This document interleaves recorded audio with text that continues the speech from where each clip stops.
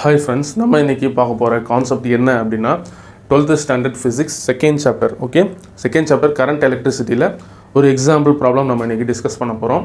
So session start பண்றதுக்கு முன்னாடி நம்ம எப்பயுமே சொல்றது தான் never stop learning because life is never stop teaching. So problem என்ன அப்படினா example 2.6. The resistance of a wire is 20 ohm. What will be new resistance if it is stretched uniformly 8 times? Okay, it is original length.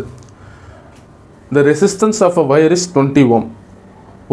ஒரு வயரை consider பண்ணியிருக்காங்க, conductor கரெக்டாக. So அப்போ அந்த வயரோட initial resistance 20 ஓமா. Okay, 20 ஓம். அதுக்கப்புறமா அந்த வயரை நம்ம ஸ்ட்ரெச் பண்ணோம் அப்படின்னா, ஸ்ட்ரெச்னா இழுக்கிறது, இழுத்தோம் அப்படின்னா அந்த வயரோட லென்த்து கண்டிப்பாக மாறும். அப்போது லென்த்து மாறுச்சு அப்படின்னா நமக்கு ரெசிஸ்டன்ஸோட வேல்யூ கண்டிப்பாக மாறும், அதில் எந்த டவுட்டும் இருக்காது. நம்ம லாஸ்ட் வீடியோவில் ரொம்ப கிளியராக ரெசிஸ்டன்ஸ், ரெசிஸ்டிவிட்டி, ரெசிஸ்டர் இது மூணுத்தையும் ரொம்ப டீட்டெயில்டாக டிஸ்கஸ் பண்ணியிருப்போம் இல்லையா. ஸோ இப்போது இவங்க இதை தான் சொல்கிறாங்க. ஸோ அப்போது ரெசிஸ்டன்ஸோட சிம்பிள் ஃபார்முலா பார்த்தீங்க அப்படின்னாலே கிளியராக புரிஞ்சிடும். Resistance will be equal to resistivity of length by area. இது தானே ஃபார்முலா. Okay, right. இப்போது அவங்க சொன்ன மாதிரி நம்ம ஒரு வயரை கன்சிடர் பண்ணுவோம். இந்த மாதிரி ஒரு வயர், இந்த மாதிரி ஒரு வயர் இருக்குது. இப்போ இந்த வயரை நம்ம என்ன பண்ண போகிறோம், ஸ்ட்ரெச் பண்ண போகிறோம். பட் அவங்க நமக்கு லென்த்து கொடுக்கல. இனிஷியலாக ஒரு லென்த்தில் இருக்குது, ஏதோ ஒரு லென்த்து. அதை ஸ்ட்ரெச் பண்ணோம், இழுத்தோம் அப்படின்னா அந்த லென்த்து மாறுன்றது தெரியும் லாஜிக்காக, கரெக்டாக. இப்போ இந்த வயரை நம்ம ஸ்ட்ரெச் பண்ணிட்டோம். எவ்வளோ டைம் அப்படின்னா 8 டைம்ஸ். கிட்டத்தட்ட இது ஒரு லைன் இந்த மாதிரி மாறுற அளவுக்கு ஸ்ட்ரெச் பண்ணியாச்சு. இந்த வயர் தான் நல்லா இழுத்தீங்க அப்படின்னா இதோட ஏரியா என்ன ஆகிட்டே வரும், குறைஞ்சிக்கிட்டே வரும், ரெடியூஸ் ஆகிட்டே வரும், கரெக்டாக. ஸோ இந்த மாதிரி மாறிடுச்சு. 8 டைம்ஸ் நீங்கள் பண்ணிட்டீங்க.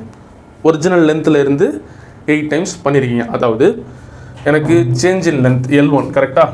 இது ஒரிஜினல் லென்த்து L, இது ஒரிஜினல் லென்த் L அண்ட் உள்ளே இருக்கக்கூடியது ஏரியா, இது LA. அப்போது சேஞ்ச் இன் லென்த் என்ன, நம்ம L1ன்னு எடுத்துக்குவோமா.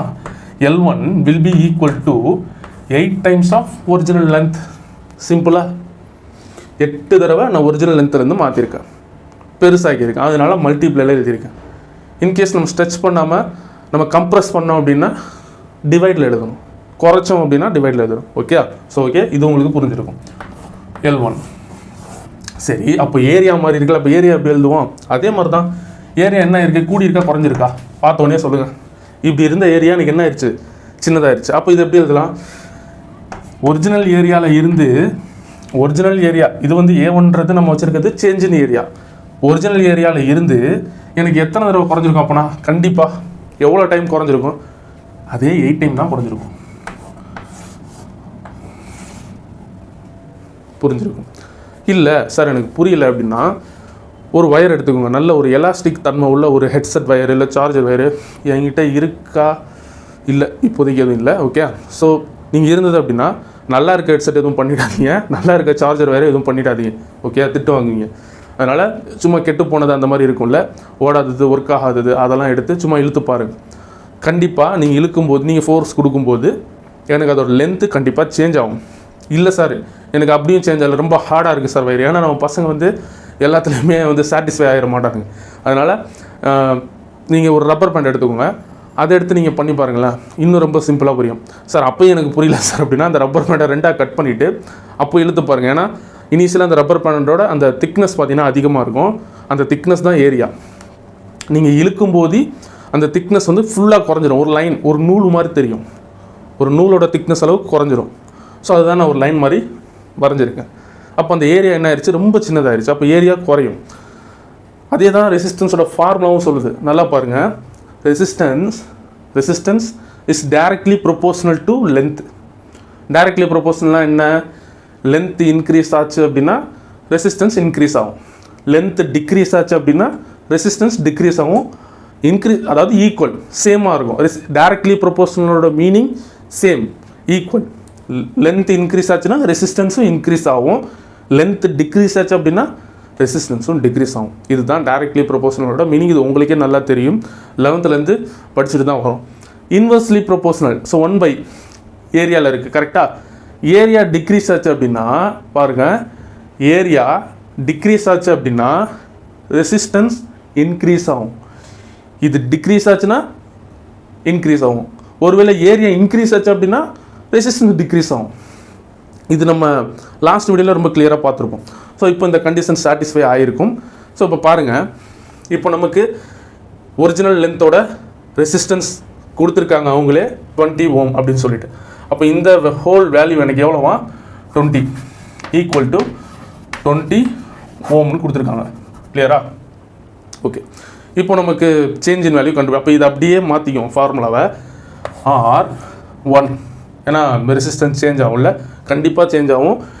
நமக்கு வயரை ஸ்ட்ரெச் பண்ணும்போது டெம்பரேச்சர் உள்ளே மாறும். ஸோ அதனால் கண்டிப்பாக அந்த அந்த எப்படி சொல்கிறது, ரெசிஸ்டன்ஸ் ஆர் ரெசிஸ்டிவிட்டியோட தன்மை கண்டிப்பாக மாறும். மாறாமல் இருக்காது, மாறும்.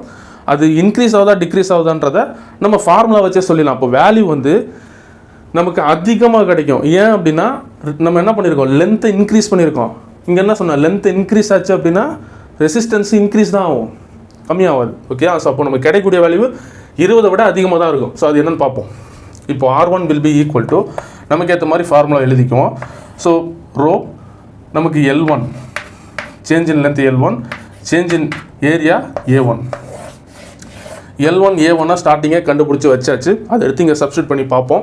ஸோ இப்போ R1 will be equal to, so resistivity of L1 என்னது 8 times of L divided by A1 area by 8.